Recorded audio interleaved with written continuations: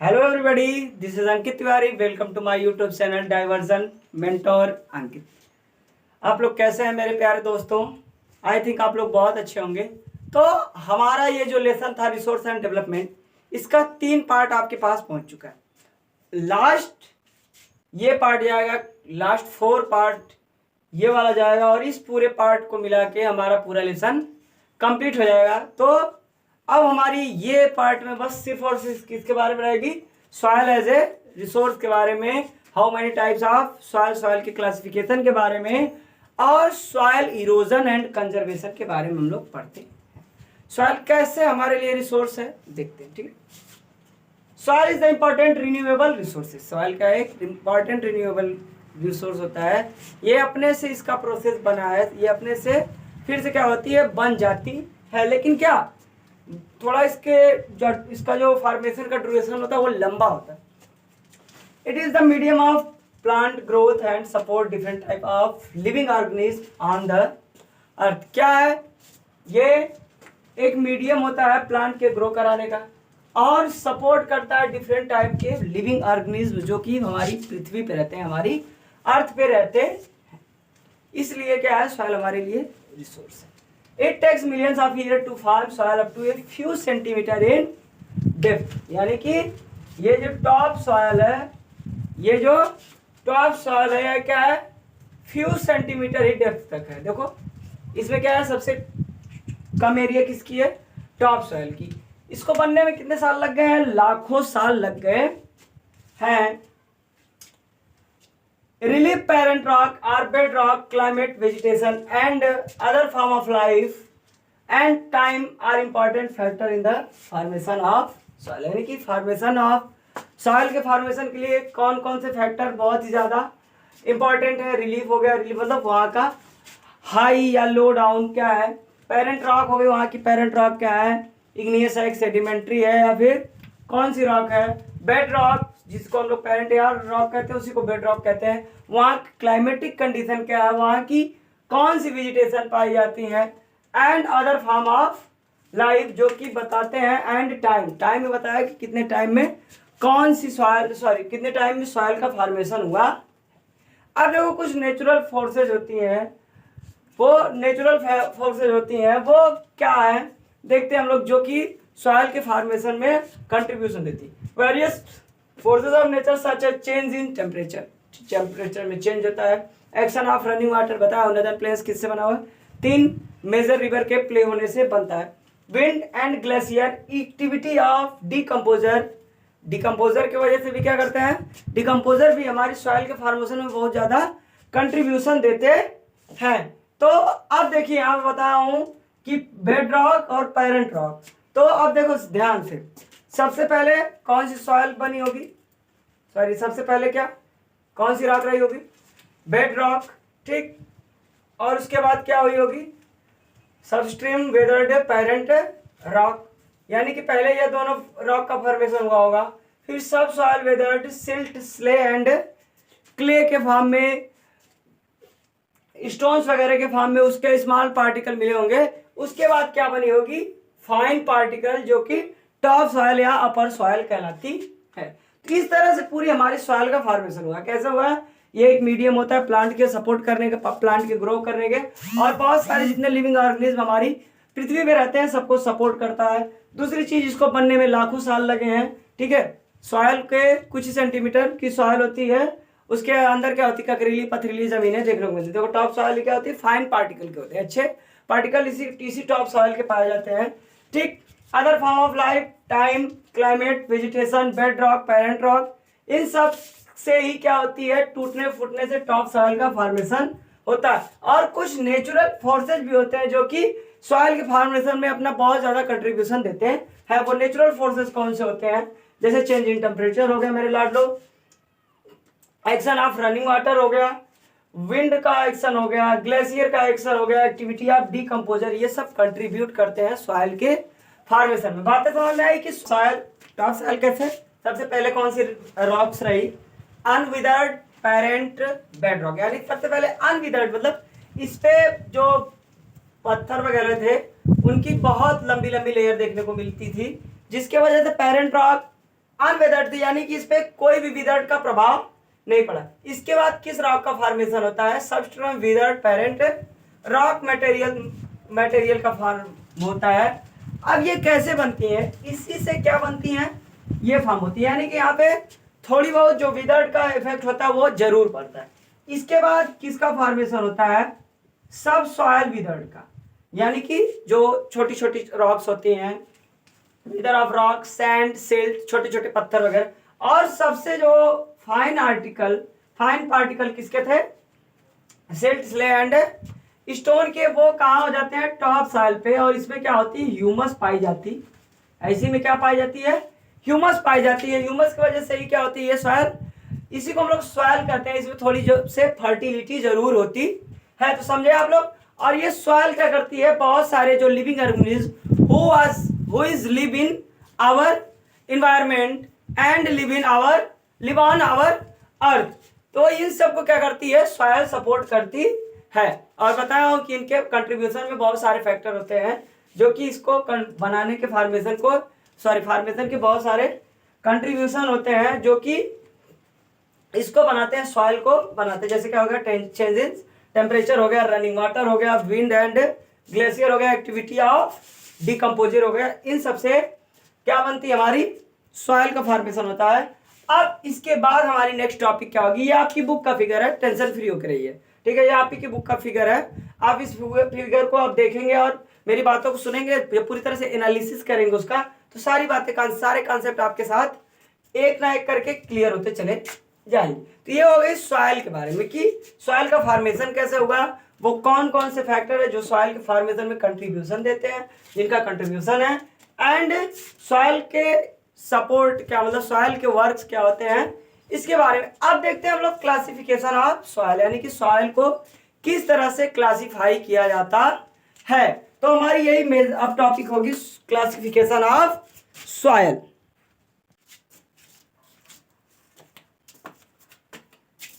On the basis of, देखो classification कैसे करते हैं हम लोग सॉइल का, on the basis of the factor responsible for soil formation, यानी कि सॉइल के फॉर्मेशन में जो फैक्टर उसके लिए रिस्पॉन्सिबल होते हैं, जैसे कलर हो गया, उसकी थिकनेस हो गई, उसके टेक्सचर यानी कि उसका आकार हो गया, वो कितनी एज की है, पुरानी है, उसमें केमिकल प्रॉपर्टीज कौन सी पाई जाती हैं, उसकी फिजिकल प्रॉपर्टीज क्या है, इसी के बेस पे हम क्या करते हैं? उस सॉइल को कंसीडर करते हैं, पहचानते हैं, और उसी के बेस पे उस सॉइल की क्या करते हैं हम लोग? क्लासिफिकेशन कर देते हैं, बंटवारा कर देते हैं कि ये कौन सी सॉइल हो गई, ये मान लो एलुवियल सॉइल हो गई, रेड सॉइल हो गई। ऐसे ही हम क्या करते हैं? उस सॉइल के बारे में रिकॉग्नाइज करते हैं, आइडेंटिफाई करते हैं। किसके बेसिस पे?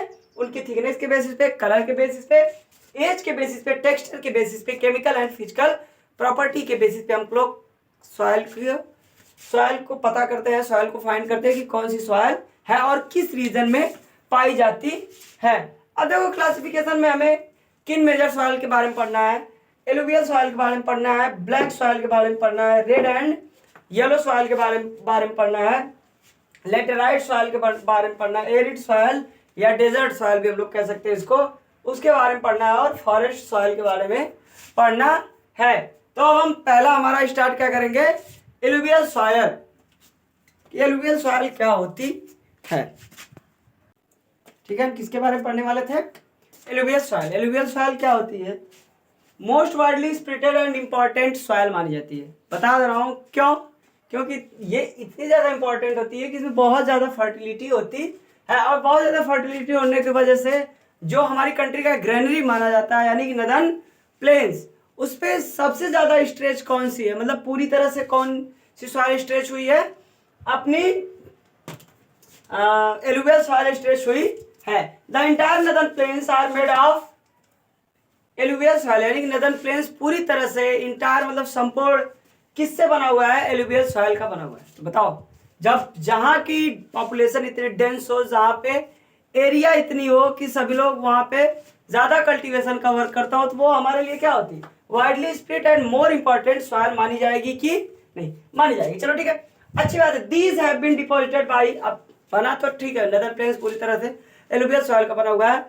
एलुवियल सॉइल आई कहां से? सुनो, these have been deposited by 3 important Himalayan rivers, namely Indus, Ganga and Brahmaputra. बताया हूं कि जब क्या करती हैं रिवर्स माउंटेन से स्लोप पे आती है, माउंटेन से अपने कोर्स को स्लोप के यानी नदन प्लेन्स की तरफ मूव्स करती हैं, तो होता क्या है कि वो अपने साथ सिल्ट, स्ले एंड बहुत सारे स्टोन्स को लेके आती हैं। वो धीरे धीरे वो सब किसके डिपॉजिट होते हैं? एलुवियम के डिपॉजिट होते हैं। उसमें क्या होती है? एलुवियम पाई जाती है और वही फिर आते हैं तो फाइन पार्टिकल बनते बनते ये जो नदन प्लेन्स है उस पर पूरी तरह से डिपॉजिट हो जाते हैं। वो एलुवियम डिपॉजिट होने से सॉइल में मिलते हैं और वो क्या बन जाता है? एलुवियल सॉइल बन जाता है। एलुवियम सॉइल किससे बनता हुआ है? एलुवियल सॉइल किससे बना हुआ होता है? एलुवियम से बना हुआ है। आप देखते हैं कि ये बनने वाली बात हम लोग जान चुके हैं, यानी कि ये बना का मतलब कैसे इसका फॉर्मेशन हुआ। अब इसके फॉर्मेशन के बाद हम लोग ये देखते हैं कि ये फाइंड कहाँ पे होते हैं, इसको हम लोग पाते कहाँ पे। These soil also extend Rajasthan, Gujarat through a नहरी कॉरिडोर। ठीक, बना किससे है? हिमालयन रिवर से। ठीक, इंडस गंगा और ब्रह्मपुत्र से बना है। ज्यादातर क्वांटिटी में कहाँ पाया जाता है? एलुवियल सॉइल में पाया जाता है। अरे सॉरी, नदन प्लेन्स में पाया जाता है। इसके अलावा कहाँ पाया जाता है? एक नैरो बेल्ट है, आप लोग देखिए ध्यान से, यहाँ पे आपके फिगर में पूरी तरह से नदन प्लेन किससे भरा हुआ है? यहाँ तक अरुणाचल प्रदेश के बॉर्डर तक पूरी तरह से नदन प्लेन्स है ना। तो ये नदन प्लेन्स किससे? एलुवियम सॉइल से। इसके बाद देखो एक नैरो बेल्ट कहाँ पे है? राजस्थान में और गुजरात में, यानी कि राजस्थान और गुजरात में बहुत ही नैरो बेल्ट, नैरो कॉरिडोर की तरह से ये सॉइल देखने को मिलती है। और कहाँ पे देखने को मिलती है? Alluvial soil is also found in eastern coast plain, यानी कि अपना ये जो ईस्टर्न कोस्ट प्लेन है वहां पे देखने को मिलती है। और ईस्टर्न कोस्ट प्लेन्स पे ऐसे ही नहीं देखने को मिलती जहां पे रिवर्स के डेल्टा बनाया। बताया कि एलुवियल सॉइल को डिपॉजिट करने वाला ज्यादातर कौन है? अपनी रिवर्स होती है। तो यहाँ पे भी जो रिवर्स डेल्टा बना रही हैं उनसे जो डेल्टा का फॉर्मेशन होता है वहां पे जो लैंड पाई जाती है, सॉइल पाई जाती है, वो कौन सी सॉइल होती है? एलुवियल सॉइल होती है। The deltas of the Mahanadi, Godavari, Krishna and Kaveri. ध्यान से देखो कि जिन नदियों के डेल्टा पे एलुवियल सॉइल पाई जाती है उसका नाम याद कर लो, यमजी के, यानी कि महानदी, गोदावरी, कृष्णा और कावेरी। यमजी के डेल्टा पे कौन सी सॉइल पाई जाएंगी? एलुवियल सॉइल पाई जाएंगी। नदन प्लेन्स में कौन सी सॉइल पाई जाएंगी? एलुवियल सॉइल पाई जाएंगी। और राजस्थान तथा गुजरात में एक नैरो कॉरिडोर में पाई जाने वाली कौन सी सॉइल होती है? एलुवियल सॉइल होती है। The alluvial soil consisted of barrier property of sand, silt and clay, यानी कि इसके बहुत सी वेरियस प्रॉपर्टी भी देखने को मिलती है, किसकी? सैंड की, सिल्ट की और क्ले की। बहुत सारी प्रॉपर्टीज देखने को, भिन्न भिन्न प्रॉपर्टीज देखने को मिलती है। जैसे near the place of break of slope the soil are coarse, यानी कि ये आपका ब्रिक्स मतलब ये स्लोप पे आ गई, यानी कि फुटहिल से यहाँ से स्टार्ट हो गई, यहाँ से फुटहिल से स्टार्ट हो गई तो अपने आसपास क्या होती है? डिपोजिशन का काम करती है। यहाँ पे भी डिपोजिशन का काम करती है। तो डिपोजिशन का जब काम करती है तो जो सॉइल होती है उसको तीन तरह से कैटेगराइज किया गया है। सच सॉइल्स आर कॉमन इन पियडमेंट, यानी कि इसी प्रकार की सॉइल क्या होती है? इसके पियडमेंट यानी कि तलहटी में यानी कि फुटहिल्स में देखने को मिलती हैं। उनका नाम क्या है? द्वार्स, चोस एंड तराई। अब ध्यान से देखो कि द्वार्स क्या होता है मेरे लाडलो। द्वार्स क्या होता है? यहाँ पे आएंगी तो बड़े बड़े पार्टिकल लेके आएंगे, किसके? स्टोन की। तो बड़े बड़े पार्टिकल अपने आसपास क्या करती है? डिपॉजिट कर देती है। बड़े बड़े पार्टिकल क्या होती है? डिपॉजिट कर देती है। वो क्या कहलाते हैं? चॉस कहलाते हैं। फिर वो नीचे आएंगे तो उसके थोड़े थोड़े क्या हो जाते हैं? स्मॉल पार्टिकल हो जाते हैं। चॉस के थोड़े स्मॉल पार्टिकल हो जाते हैं तो वो क्या कहलाना शुरू कर देंगे? चॉस कहलाना शुरू करेंगे। और तराई बता रहा हूं कि जहां पे नदियां क्या हो जाती हैं, जब एक जगह ऐसी कंडीशन आती है कि पूरी तरह से, जैसे बावर बेल्ट होता है जो, वहां पे नदियां पूरी तरह से उसकी स्ट्रीम गायब हो जाती है, डिसअपियर्ड हो जाती है। फिर से जब री इमर्ज होती है तो किसी प्लेन्स में री इमर्ज होती है मेरे लाडलो। और वो प्लेन्स में जब री इमर्ज करती है तो अपने साथ सैंड्स वगैरह को लेके जाती है। बहुत ज्यादा वहां की एरिया स्वैम्पी हो जाती है। क्ले लाइक स्ट्रक्चर देखने को मिलता है। क्ले मतलब कीचड़ जैसी कंडीशन वहां को देखने को मिलती है। ऐसे ही बेल्ट को हम लोग क्या कहते हैं, तराई बेल्ट कहते हैं। बात समझे? बड़े बड़े द्वार्स, बड़े बड़े पार्टिकल्स जो किनारे पे लगे हुए होते हैं, बीच में भी होते हैं, उसको हम लोग प्लेन्स पे देखने को मिलते हैं, वो क्या कहलाते हैं, द्वार्स कहलाते हैं। उससे छोटे छोटे पार्टिकल जो किसके होते हैं, स्टोन्स के होते हैं, वो चॉस के नाम से जानते हैं। और तराई में बता दिया हूं कि जैसे ही री इमर्ज होती है उसकी स्ट्रीम, तो पूरी तरह से स्वैम्पी एरिया बना देती है, मडी एरिया बना देती है, उसी को हम लोग तराई बेल्ट कहते हैं। यानी कि यहाँ पे बहुत ज्यादा बायोडाइवर्सिटी देखने को मिलती है, थिक फॉरेस्ट देखने को मिलता है। बियॉन्ड द रीजन यहाँ पे हमेशा वाटर की क्वांटिटी जो होती है वो इनफ रहती है, सफिशिएंट क्वांटिटी में मिलता है। अब देखो हम लोग इसको देखते हैं, एलुवियल सॉइल को इनकी एज के अकॉर्डिंग किस तरह से हम रिकॉग्नाइज करते हैं कि जिसकी एज कम है और जिसकी एज ज्यादा है। एज ज्यादा मतलब एज में बस यही बताया गया, ओल्ड और न्यू की बात करेंगे हम लोग, यानी कि खादर और बांगर की बात करेंगे, ठीक है। तो अब हम देखते हैं इनकी एज के अकॉर्डिंग हम लोग किस तरह से इसको क्लासिफाइड किए हैं। लाड लो कि सिल्ट, स्ले एंड क्ले के फॉर्म में, जो हम लोग सिल्ट, सैंड एंड क्ले के फॉर्म में देखे थे, किसको, 3 चीज को बताते थे, द्वार, चौस एंड तराई। इसके बाद हम देखते हैं कि इसकी अकॉर्डिंग टू एज क्लासिफिकेशन कैसे होती है। According to their age alluvial soil can be classified, यानी कि उसके एज के बेसिस पे हम इसको क्लासिफाइड कैसे करते हैं, बांगर और खादर कहते हैं। क्या 2 क्लासिफिकेशन होता है उसकी एज के बेसिस पे, बांगर और खादर। बांगर ओल्ड एलुवियल सॉइल, यानी कि जो पुरानी एलुवियल सॉइल होती है। अब ये फॉर्मेशन में बता दूंगा कि जैसे मान लो ये कोई रिवर आ रही है, ये रिवर कोई फ्लो की, तो इधर फ्लड प्लेन्स का निर्माण करती है, इधर भी फ्लड प्लेन्स का निर्माण करती है। तो पहली बार जो डिपोजिशन का वर्क करेगी तो वो न्यू एलुवियल सॉइल हो जाएगी। फिर फ्लड प्लेन आया तो इसको क्या की, इरोड की, इसको इरोड करके यहाँ से हटा दी, और यहाँ से जब हटाई तो ये वाली एरिया का जो क्या की खाली करके इधर जो भेजी, तो ये पहले यहाँ पे फर्टिलिटी वाला, प्रोडक्टिव वाला काम हो गया था, यहाँ पे कल्टीवेशन का काम हो गया। अब ये सॉइल क्या हुई, यहाँ से इरोड करके दूसरे जगह पे, तो ये ओल्ड हुई, जो यहाँ पे फिर डिपोजिट हुई वो ओल्ड हुई, यहाँ पे जो डिपोजिट हुई वो ओल्ड हुई, और यहाँ पे फिर से जो डिपोजिट होगी वो क्या हो जाएगी, न्यू एलुवियल सॉइल। और यही जो बाद में इरोड होने के बाद जो बाहर डिपोजिट कर रही है वो क्या कहलाती है, ओल्ड एलुवियल सॉइल कहलाती है। और जो अपने साथ अपने बगल में डिपोजिशन का वर्क करती है वो न्यू एलुवियल सॉइल कहते हैं। तो अब बांगर समझे, दूर वाली जो बांगर होती है वो दूर वाली होती है, और एलुवियल सॉइल क्या होती है, खादर जो होती है वो पास में होती है। तो बांगर ओल्ड एलुवियल सॉइल को कहते हैं और खादर क्या कहते हैं, न्यू एलुवियल सॉइल को कहते हैं। एक साथ दोनों चीजों को समझिए आप लोग, ठीक है।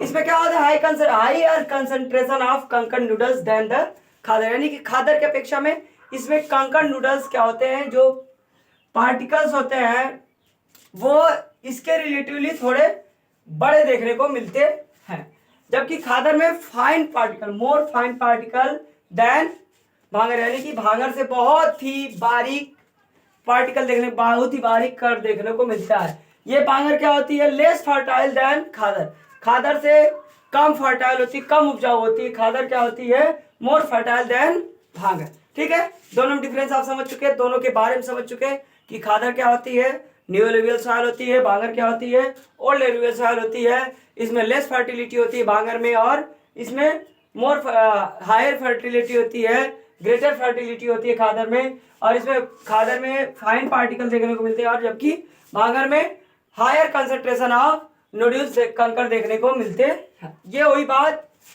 इसकी, खादर और bhangar. Alluvial soil are a whole are very fertile, फिर भी क्या होती है, एलुवियल सॉइल संपूर्ण रूप से माना जाता है बहुत ज्यादा फर्टाइल होती है, बहुत ही ज्यादा उपजाऊ होती है। बिहाइंड द रीजन क्या है इसके फर्टिलिटी का, mostly this soil content adequate proportion of, इसमें किस चीज के एडिक्वेट प्रोपोर्शन देखने को मिलते हैं, पोटास के, फास्फोरिक एसिड के और लाइम के होने की वजह से ये वेरी फर्टाइल होती है। और इसी की वजह से इसमें सबसे ज्यादा किस चीज की ग्रोथ के लिए मानी जाती है, ये जो पोटास हो गई, फास्फोरिस हो गई, फास्फोरिक एसिड हो गया और लाइम, ये किसके लिए माना जाता है, ideal for growth of sugar cane के लिए ग्रो कराने के लिए आइडियल मानी जाती है। कौन सी, अपनी एलुवियल सॉइल या फिर पोटास, फास्फोरिक एसिड और लाइम, इन तीनों के मिलने से जो कंपोजिशन बनता है वो एलुवियल सॉइल का बनता है। और एलुवियल सॉइल में सबसे ज्यादा किसके लिए आइडियल होती है, शुगर केन के लिए, पैडी के लिए, डैडी के लिए नहीं, ठीक है, डैडी के लिए नहीं, पैडी के लिए, पैडी के लिए, व्हीट के लिए, and other serial and pulses crop. Serial मतलब जो मोटे अनाज होते हैं उन सब के लिए, और पल्सेस मतलब दलहन की खेती के लिए बहुत ही आइडियल सॉइल मानी जाती है। कौन सी? Alluvial soil. फर्टिलिटी का रीजन जान चुके हैं कि एलुवियम का डिपॉजिट होता है, और उसके अलावा क्या होता है? पोटास होता है, फॉस्फोरिक एसिड होता है, और लाइम होता है। अब देखो, ये हो गई एलुवियल सॉइल की बात। अब एक बात और आएगी कि एलुवियल सॉइल जहां पे पाई जाती है वहां पे पॉपुलेशन क्यों डेंस है? Reason due to its high fertility reasons, यानी कि ये हाई फर्टिलिटी रीजन माना जाता है, और इसके वजह से of alluvial soil are intensively cultivated and densely populated. जहां पे फर्टिलिटी ज्यादा देखने को मिलेगी, एडुकेट सप्लाई ऑफ वाटर मिल जाएगा, वहां पे पॉपुलेशन क्या होगी? आराम से रहना शुरू हो जाएगी। तो ज्यादातर इंटेंसिवली कल्टीवेटेड यानी कि बहुत ज्यादा खेती का काम, कल्टीवेशन का काम किस सॉइल में किया जाता है? एलुवियल सॉइल में किया जाता है। और डेंस पॉपुलेशन भी देखने को किसमें मिलती है? एलुवियल सॉइल में देखने को मिलती है। अब हमारी नेक्स्ट टॉपिक क्या होगी? ब्लैक सॉइल होगी। ठीक है, एलुवियल सॉइल के बाद अब हमारी कौन सी सॉइल होगी मेरे लाडलों?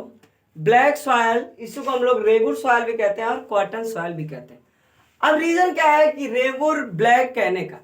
ठीक है, ये क्या होती है देखने में, मतलब जैसे एक अलग तरीके से लगती है, इसके वजह से इसको हम लोग रेगुर सॉइल कहते हैं। रेगुर मतलब इसमें रेगुर की क्वांटिटी देखने को मिलती है, यानी कि ब्लैक होने की वजह से उसमें थोड़ी उबड़ खाबड़ जैसी दरारें वगैरह आती है, इसकी वजह से रेगुर सॉइल भी कहते हैं हम लोग। और ये कॉटन के लिए बहुत ही अच्छी सॉइल मानी जाती है, इसलिए इसे हम लोग कॉटन सॉइल भी कहते हैं।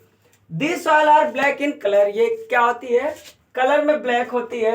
And also known as regur soil, जिसकी वजह से हम लोग इसको किस नाम से जानते हैं? रेगुर सॉइल के नाम से भी जानते हैं। Black soil is ideal for growing cotton, यानी कि कॉटन के ग्रोविंग के लिए सबसे अच्छी होती है।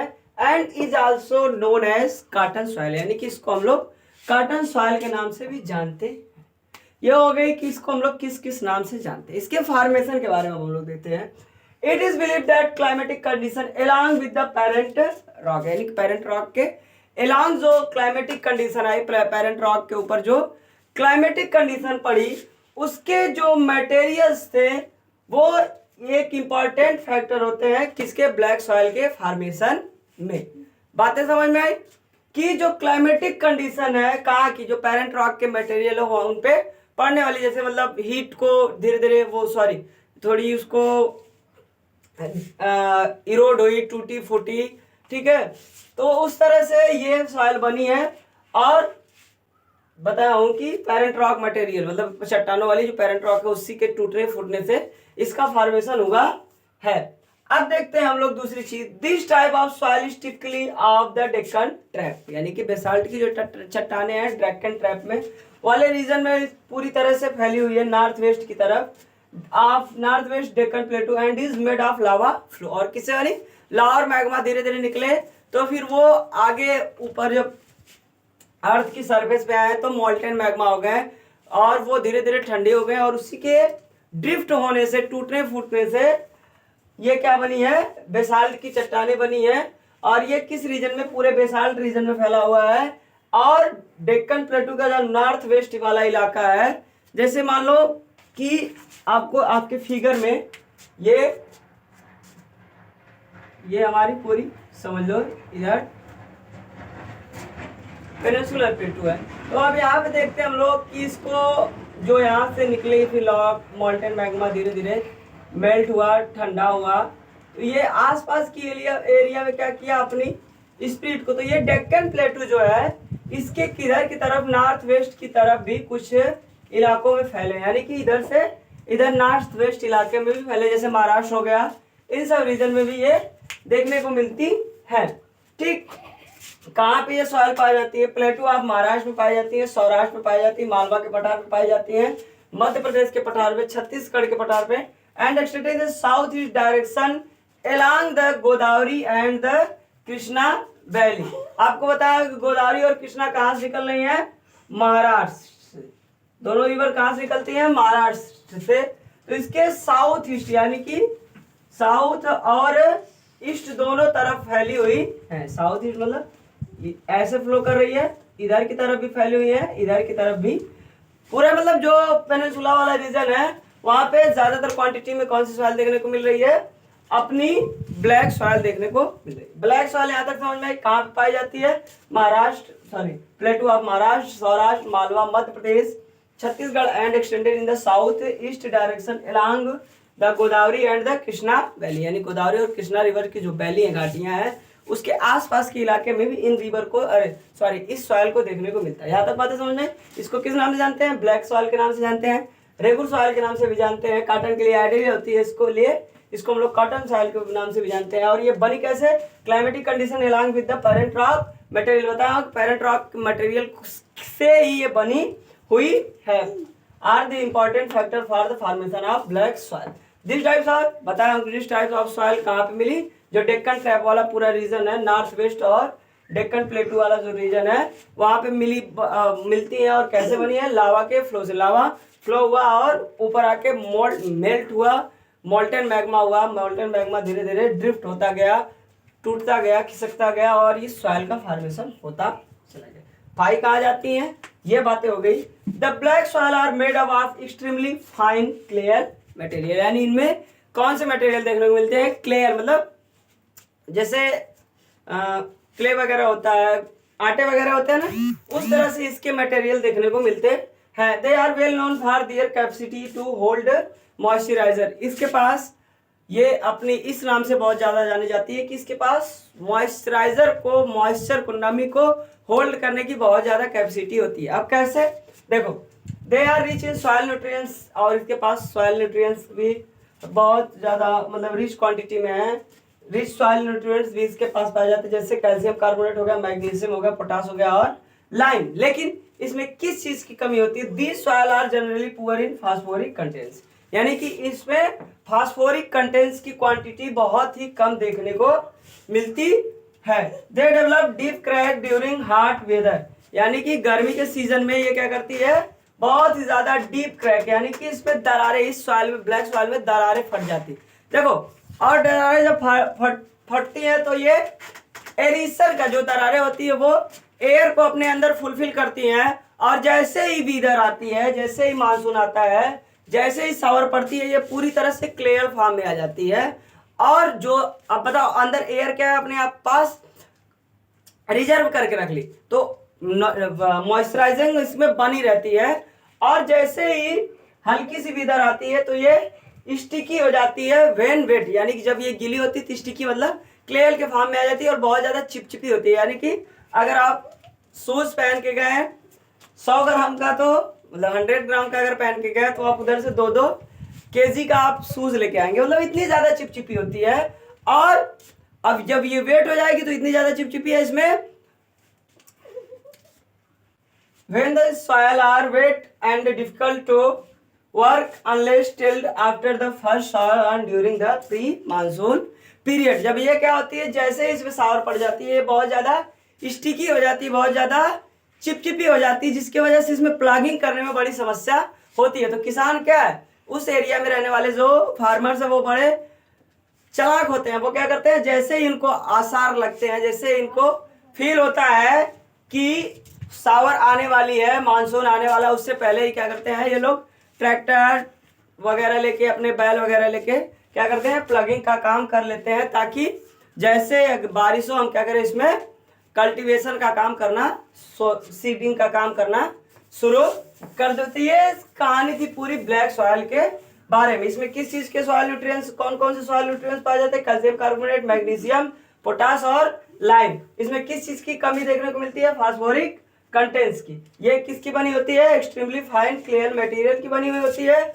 और इसमें इसकी कैपेसिटी में मॉइस्चराइजर को होल्ड करने की कैपेसिटी बहुत ज्यादा होती है। ये क्या होती है? गर्मी के दिनों में इसमें डीप क्रैक बन जाते हैं, लेकिन जैसे ही हॉट वेदर के बाद रेनी सीजन आता है, जैसे ही बारिश का प्री मानसून आता है, वैसे ही इसकी जो सॉइल होती है वो पूरा स्टिकी हो जाती है, पूरी चिपचिपी हो जाती है। और क्या करते हैं लोग? When this soil are wet and difficult to work। अब जैसे ही सॉइल ये क्या होगी? वेट होगी। बताया हूँ कि शूज लेके जाएंगे तो क्या करेंगे, 2-2 kg के शूज ले जाएंगे, और ट्रैक्टर भी लेके जाएंगे तो पता चला कि एक ट्रैक्टर को लेके गए तो फिर उसको निकालने के लिए कई ट्रैक्टर लेके जाना पड़ेगा। तो इसलिए बहुत किसान वहाँ के समझदार होते हैं और प्री मानसून से, मतलब मानसून आने से पहले वहाँ प्लगिंग का काम कर लिया जाता है। तो अब इसके बाद हमारी रेड एंड येलो सॉइल है, उसको हम लोग देखते हैं। रेड एंड येलो सॉइल, ठीक है। Red soil develops on crystalline igneous rock in area of low rainfall, यानी कि ये किस एरिया में डेवलप करती है, किस एरिया में बनी हुई है, पाई जाती है। Red soils develop on crystalline igneous rock, किससे बनती है, इग्नियस रॉक के क्रिस्टलाइन से बनती है। इन एरिया ऑफ लो रेनफॉल, यानी कि जहाँ पे रेनफॉल कम होगी वहीं पे इसका फॉर्मेशन होगा और वहीं पे देखी जाएगी। In the southern and in the eastern and southern part of the Deccan प्लेटू, यानी कि अपना जो डेक्कन प्लेटू है, ठीक है, अपना जो डेक्कन प्लेटू है, तो डेक्कन प्लेटू के किस पार्ट में, सदर्न पार्ट में, और किस पार्ट में, ईस्टर्न पार्ट में इस सॉइल को देखने को पाया जाता है। Yellow and red soil found in the part of, और किस प्लेस पे पाया जाता है, Orissa, Chhattisgarh, southern part of middle Ganga, यानी कि मिडिल गंगा यानी जब गंगा प्लेन्स पे निकलती है, नदर्न प्लेन्स में आती हैं, और यूपी के बाद यूपी बिहार वाले इलाका में इसका क्या होता है, मिडिल पार्ट होता है, और इसी के सदर्न पार्ट में देखने को पाई जाती है कौन सी soil, red and yellow soil.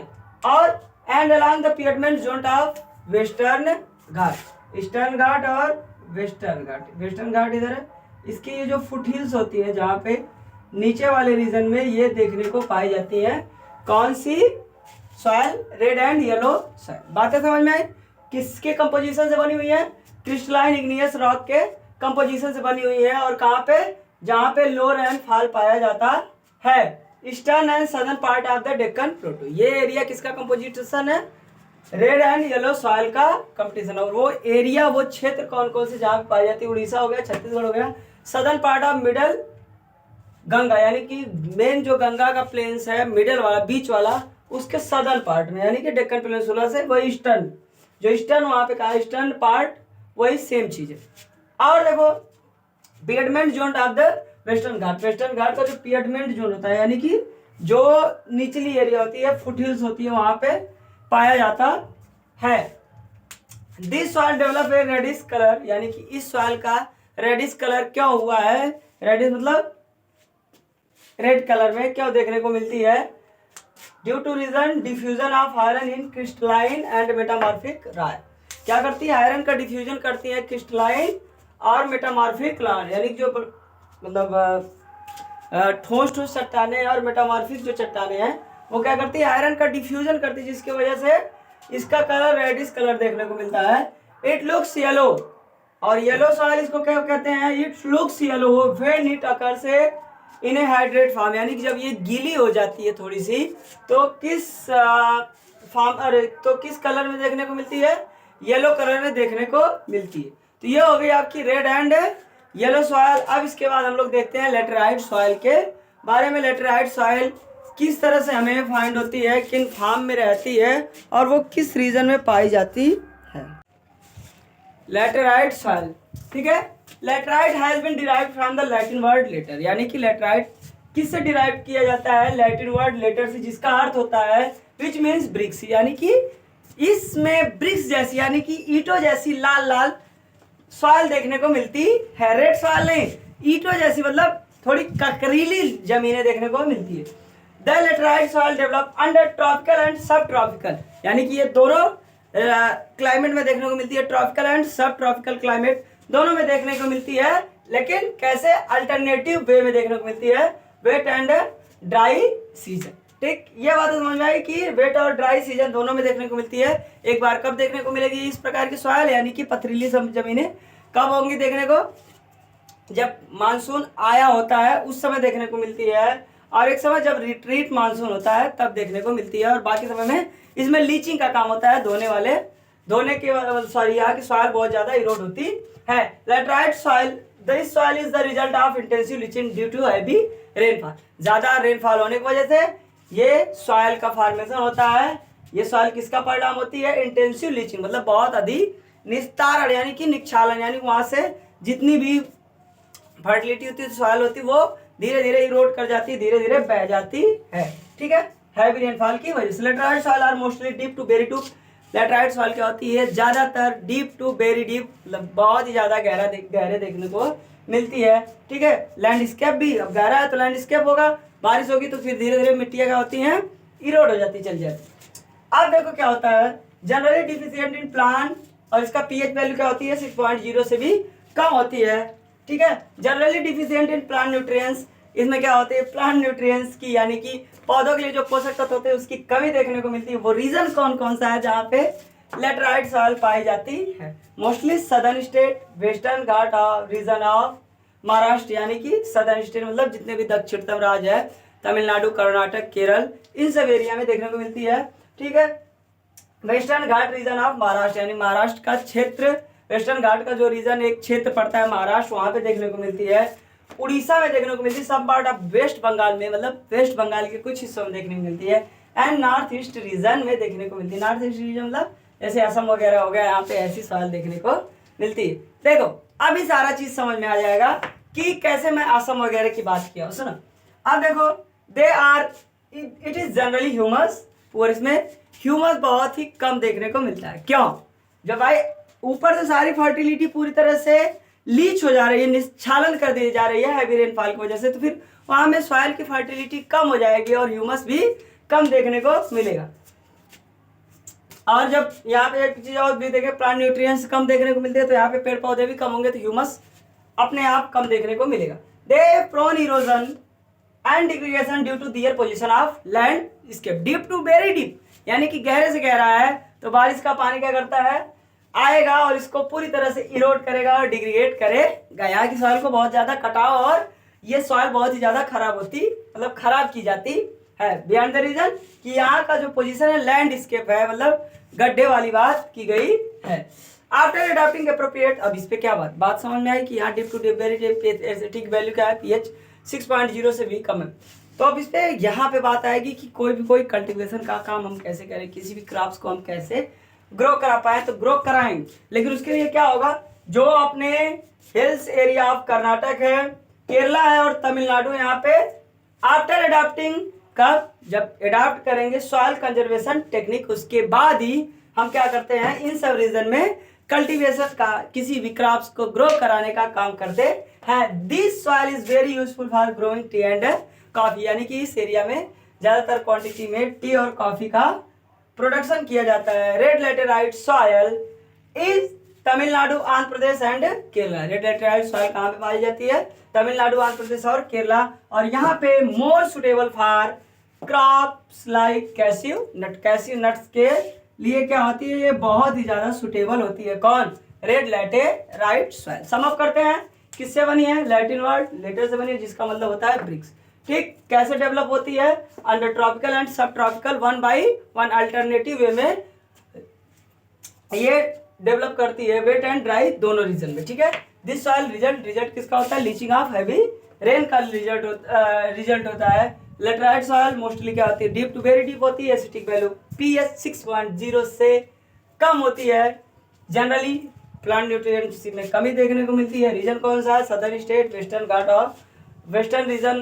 Ghat region of Maharashtra, Orissa, some part of West Bengal and north east region. एक बात बताया था कि क्यों नॉर्थ ईस्ट असम का नाम क्यों लिया हूं? क्योंकि ये this is suitable for T and coffee. सबसे ज्यादा खेती असम में होती है चाय की। ठीक है, तो ये होगी बात। They it is generally humus poor, humus बहुत कम देखने को मिलता है। They prone erosion and degradation of their position of landscape होने की वजह से, इसकी पोजीशन लैंडस्केप होने की वजह से यहाँ पे इरोजन और डिग्रेडेशन सॉइल का बहुत ज्यादा होता है। इसमें हम कैसे ग्रो कराते हैं? एप्रोप्रिएट टेक्निक, कंजर्वेशन टेक्निक को अपना के हम लोग इसमें इसकी खेती करते हैं, टी एंड कॉफी की। ठीक है, और कैस्यू नट की खेती किसमें होती है? रेड लेटेराइट सॉइल का पाई जाती है, तमिलनाडु, आंध्र प्रदेश एंड केरल में पाई जाती है। अब हमारी नेक्स्ट सॉइल क्या होगी? Arid soil. एरिड सॉइल, ठीक है, एरिड सॉइल क्या होती है? Arid soil from red to brown in colour, यानी कि कलर में कैसी होती है, रेड टू ब्राउन होती है। मतलब कहीं किसी किसी स्थान पे मतलब लाल भी देखी जाती है, हल्की हल्की भूरी भी देखी जाती है। सैंडी इन टेक्सचर, यानी कि टेक्सचर में मतलब उसकी बनावट में कैसी देखने को मिलती है, सैंडी होती है। And saline in nature, nature मतलब उसकी प्रकृति ऐसी होती है कि उसमें साल्ट की क्वांटिटी ज़्यादा देखने को मिलती है। In some area the salt content is very high, यानी कि जहाँ पे ये रीजन, जिस रीजन में पाई जाती है वहाँ पे ऐसा देखने को मिलता है कि कुछ ऐसे इलाके होते हैं जहाँ पे साल्ट कंटेंट बहुत ही ज़्यादा पाया जाता है। And common salt is evaporating the water, और हम क्या कर सकते हैं, कॉमन साल्ट को भी पा सकते हैं। जैसे उस पे से क्या होगा, पानी इवेपोरेट होता चला जाएगा, वाटर इवेपोरेट होता चलेगा, तो कॉमन साल्ट पाया जाता है। यानी कि ऐसी जो सॉइल होती है उनमें कॉमन साल्ट भी पाया जाता है, और किसी किसी स्थान पे साल्ट के बहुत ही ज़्यादा कंटेंट मिलते हैं। Due to dry climate high temperature evaporation is faster, यानी कि ड्राई क्लाइमेट होता है, वहाँ का क्लाइमेट बहुत ही ज़्यादा गर्म होता है, शुष्क होता है, टेम्परेचर ज़्यादा होता है, जिसकी वजह से इवेपोरेशन बहुत ही ज़्यादा होता है। लैक ह्यूमस एंड मॉइस्चर, जिसकी वजह से क्या होता है, सॉइल में ह्यूमस बहुत ही कम होता है और मॉइस्चराइजर भी कम देखने को मिलता है। बातें यहाँ तक समझ में आई कैसी होती है, रेड टू ब्राउन मतलब हल्की सी लाल और भूरी मिलती जुलती रहती है। टेक्सचर में क्या होती हैं, सैंडी होती हैं।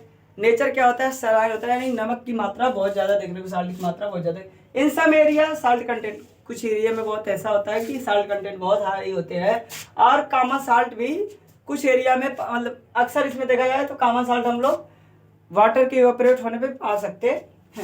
ये होगी बात कहाँ पे मिलती है, due to dry climate high temperature evaporation बहुत ही ज़्यादा होता है, और ह्यूमस की बहुत ज़्यादा लैक देखने को मिलता है, और मॉइस्चराइजर भी बहुत कम होता है। The lower origin of soil are occupied by kankar, यानी कि जो लोअर कोर्स होता है, निचले सिरे में इसमें कंकर के बहुत ज़्यादा मात्रा देखने को मिलते हैं। क्यों क्यों क्यों?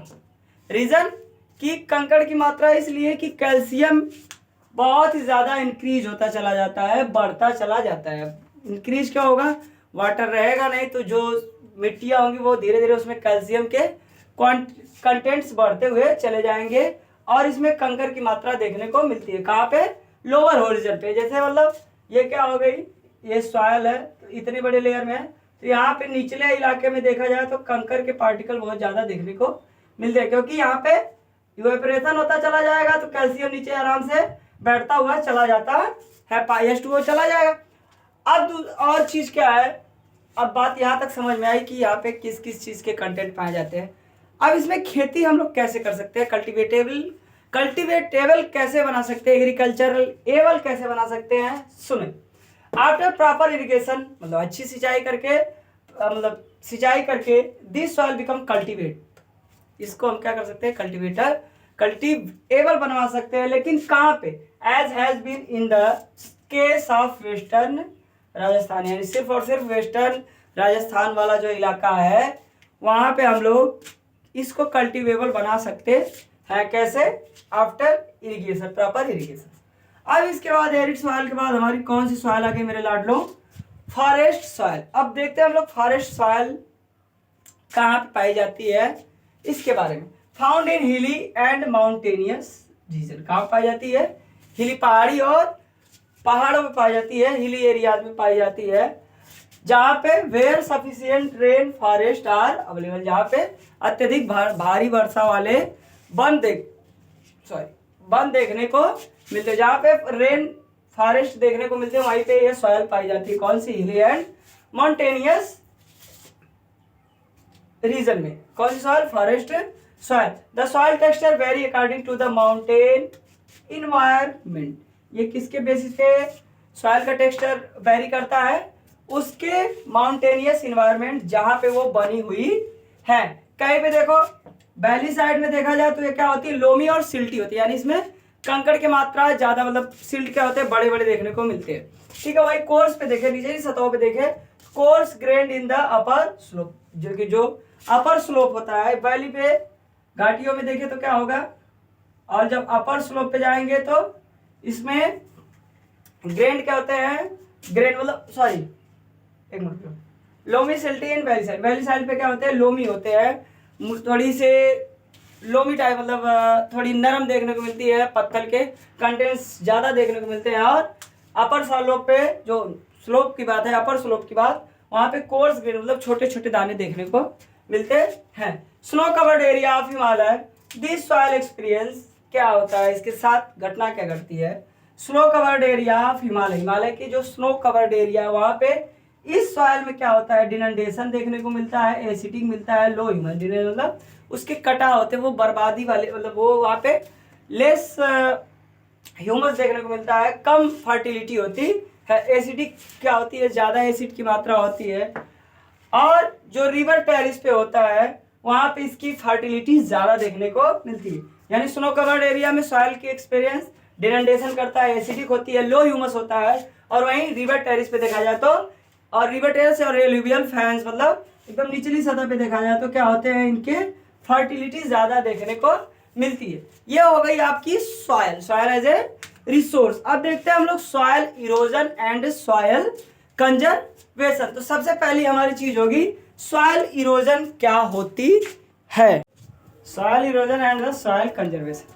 पहले हम जानते हैं सॉइल इरोजन क्या होता है, व्हाट इज सॉइल इरोजन, ठीक है। तो जब हम जानेंगे सॉइल इरोजन क्या होता है तो फिर उसके कंजर्वेशन के बारे में जानेंगे। पहले हम ये जानते हैं सॉइल इरोजन क्या होता है, ठीक है। Soil erosion the denudation of soil cover, यानी कि सॉइल की जो ऊपरी कवर होती है, कवर को डिनंडेट कर देना, हटा देना है, एंड सब्सिक्वेंटली वॉशिंग डाउन, और उसको फिर अच्छी तरह से धुल के खत्म कर देना, मतलब उसकी साफ सफाई कर देना, यही क्या कहलाता है हमारा सॉइल इरोजन।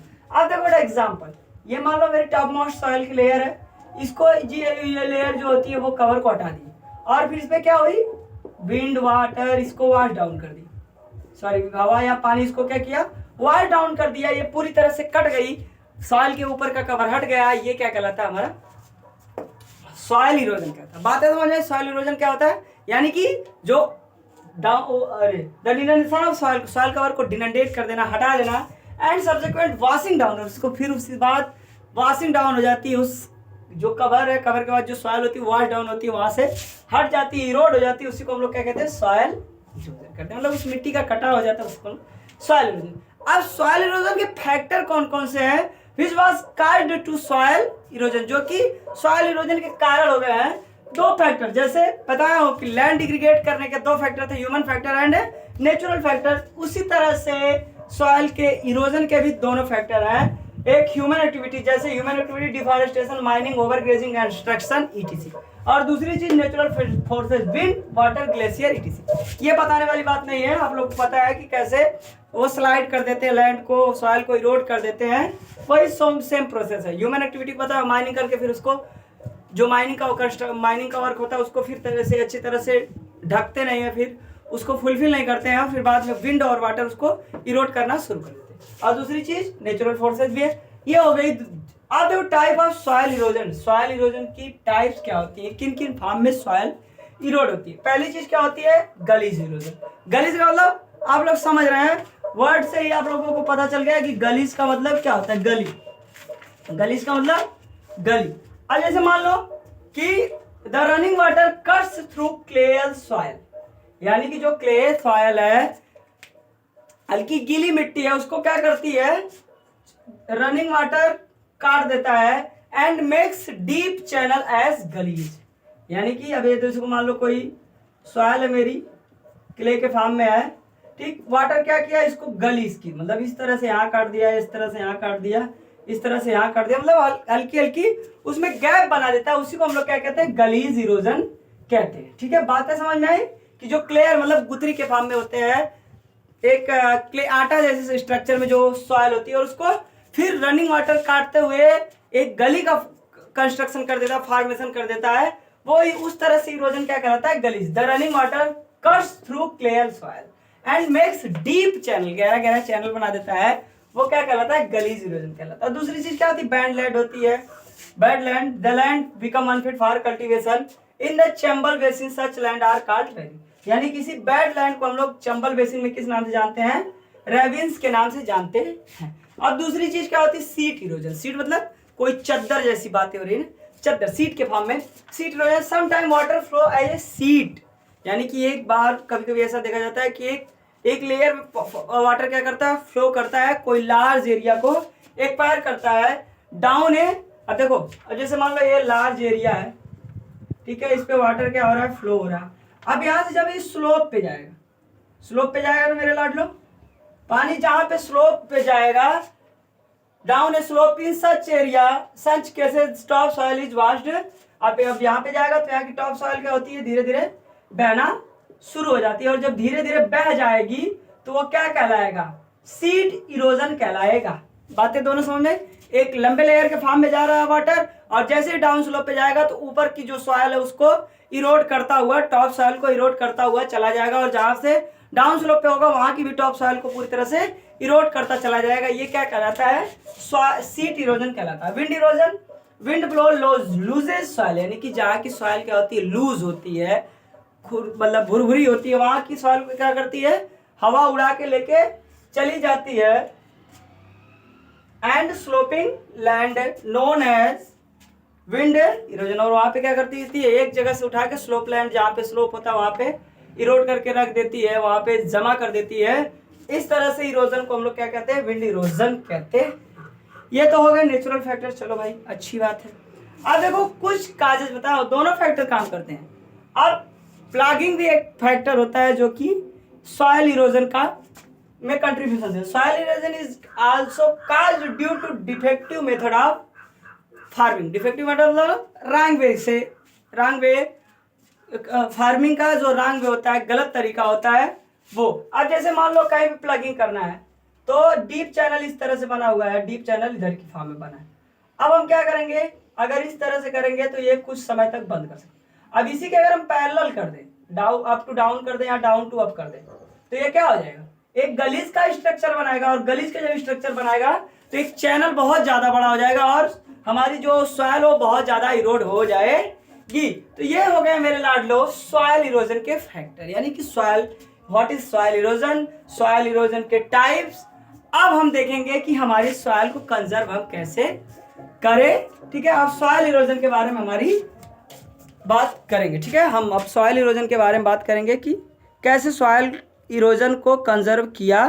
सॉइल कंजर्वेशन, अब सॉइल कंजर्वेशन के मैनी मेथड्स होते हैं, हम एक वन बाय वन आपको बता रहा हूं कि कैसे सॉइल को कंजर्व किया है। Plugging along the contour line can decelerate the flow of water down the slope, यानी कि जो कंटूर लाइन है, जैसे मान लो हमारी कोई ये रिवर है, इसके आसपास क्या होती है, एक एरिया बन गई, ठीक है। इस एरिया पे क्या किया जाए, यहाँ पे मेड़बंदी कर दिया जाए, और यहाँ पे कल्टीवेशन का काम किया जाए, यहाँ पे फसलों को उगाया जाए, यहाँ पे फसलों को उगाया जाए, जिसके वजह से क्या होगी, जो वाटर होगी वॉश डाउन इस सॉइल को नहीं कर पाएगा, और वाटर सॉइल इरोड नहीं हो पाएगी। तो यानी कि कंटूर प्लगिंग करके हम लोग इसको कंजर्व कर सकते हैं। टेरिस कल्टीवेशन को हम लोग बना के कर सकते हैं। टेरिस मतलब जो हिली एरियाज होती हैं, पहाड़ों पे जो फार्मिंग का मेथड होता है उसको हम लोग टेरिस कल्टीवेशन करते हैं। वो भी इसी तरह से like as a contour ploughing की तरह से होता है, लेकिन कंटूर प्लगिंग क्या होती है, रिवर्स की एरिया में की जाती है, और ये हिली एरिया। स्ट्रिप क्रॉपिंग मतलब जो बड़े बड़े खेत है, बड़े बड़ी एरियाज है, उसको छोटे छोटे स्ट्रिप में बांट दिया जाए, और उस स्ट्रिप के आस पास में क्या लगा दिया जाए, बहुत सारी ग्रास को लगा दिया जाए। ऐसी चीजों को हम लोग इस तरह से हम क्या कर सकते हैं, सॉइल को इरोड होने से कंजर्व कर सकते हैं। शेल्टर बेल्ट बना के अपने फील्ड के आसपास के एरिया में क्या लगा दिया जाए, पेड़ पौधे लगा दिया जाए, जिससे कि एयर का बहुत ज्यादा इफेक्ट हमारी सॉइल पे ना पड़े। स्टेबलाइजेशन ऑफ सैंड ड्यून, यानी कि डेजर्ट एरिया में सैंड ड्यून्स मतलब ऐसी जो क्या होते हैं, थॉर्नी बुशेस होते हैं, उसको लगा के हम लोग क्या कर सकते हैं, स्टोर कर सकते हैं, कंजर्व कर सकते हैं सॉइल को। सॉइल कंजर्वेशन के मेथड मतलब कंटूर प्लगिंग करके बताया हूँ कि जो रिवर्स की एरिया होती है वहाँ पे मेड़बंदी करके अच्छे से प्लगिंग किया जाए, वन बाय वन, जैसे मतलब एक से एक ऊपर इस तरह से प्लगिंग किया जाए। और दूसरी चीज टेरिस कल्टीवेशन बताया हूँ, हिली एरियाज में सेम यही पैटर्न हिली एरियाज में अपनाया जाता है। तो वो टेरिस कल्टीवेशन जो क्या करती है, रिस्ट्रिक्ट इरोजन को रिस्ट्रिक्ट करती है। स्ट्रिप क्रॉपिंग बताया हूँ कि जो बड़ी बड़ी एरियाज के फील्ड है उसको छोटे छोटे पार्ट में डिवाइड कर दिया जाए, और आसपास में उसमें क्या लगा दिया जाए, मेड़बंदी करके उस पे घास को लगा दिया जाए, जिससे सॉइल हमारी इरोड ना हो पाए। शेल्टर बेल्ट बता ही दिया हो कि शेल्टर बेल्ट यानी कि आसपास जो हमारा खेत है उसके चारों तरफ क्या लगा दें हम लोग, पेड़ पौधे लगा दें, प्लांट्स लगा दें। स्टेबलाइजेशन ऑफ सैंड ड्यून्स, यानी कि थॉर्नी बुशेस लगा दे जिसपे जाके सैंड क्या हो, अच्छी तरह से रुकी रहे और वहाँ की मॉइस्चराइजिंग बनी रहे। इस तरह से हम क्या करते हैं, सॉइल को इरोड होने से बचाते हैं। अब हमारा पूरी तरह से लेसन हुआ समाप्त, ठीक है। आप फुल एक्सप्लेनेशन आप देख लेंगे, नोट्स बनाना हो तो आप लोग नोट्स बना सकते हैं एज यू विश, जैसी आप लोगों की इच्छा हो। Thanks all of you for watching this video. Please like and share this video and subscribe my channel and press the bell icon for our new updates. Thank you so much all of you.